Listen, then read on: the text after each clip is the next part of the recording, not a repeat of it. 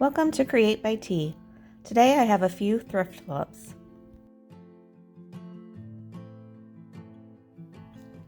I picked up this picture frame from Goodwill recently. I liked the wood tone but was not crazy about the gold around the edges. I purchased it for $2.49. I tore the backing off of the frame and flipped it over and taped down the edges to paint the gold parts with a white Rust-Oleum chalk paint.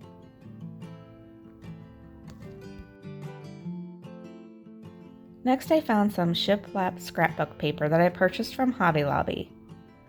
I went ahead and glued it down to the picture that was already in the frame. I put these two flowers that I had pressed and dried. I also added a little vintage tag that I had in my scrapbook stash.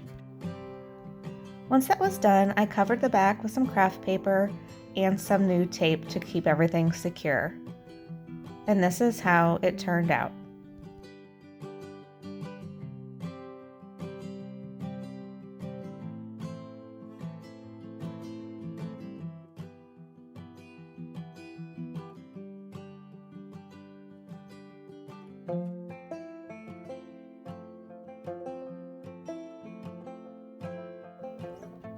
Next up, I found this bunny with a basket at Goodwill as well. She was $3.99. It looks like she originally came from Big Lots. I gave her a coat of the chalk paint from Rust-Oleum in linen white. It took about 3 coats, and then I distressed around the basket edges and on the bunny. I added some tulips, and this is how she turned out.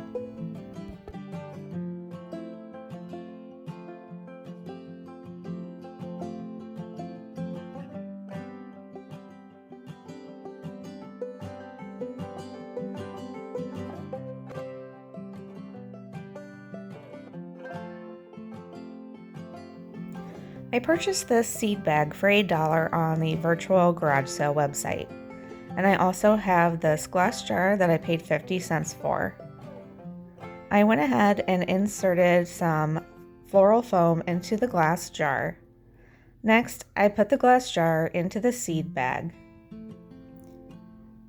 I folded down the top of the bag a little bit and made it a little bunched up at the top of the jar. Next, I had purchased some of these hydrangea packs from Amazon. So I put 3 of them together, fluffed them out, and added them to the floral foam. And this is how it turned out.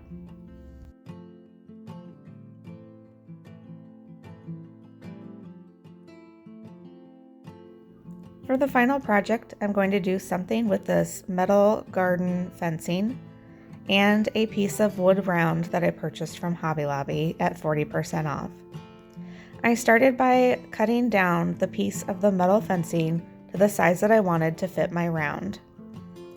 Next, I curled the top of the pieces all around so that I had something to thread some more wire through.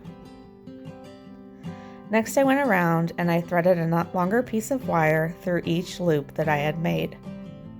Once I was done, I put them all together and twisted them securely to the top. I took it outside and I spray painted the newly added metal white to match the rest of it. I added a little wooden bead to the top of the cloche. Next, I used some antiquing wax from Folk Art and I waxed the wooden round that I had purchased. I did the edges and both sides. Next, I had these round beads that I also antique waxed and I glued them to the bottom with Gorilla Glue. Once I flipped it over and everything was dry, I added the cloche, and this is how it turned out.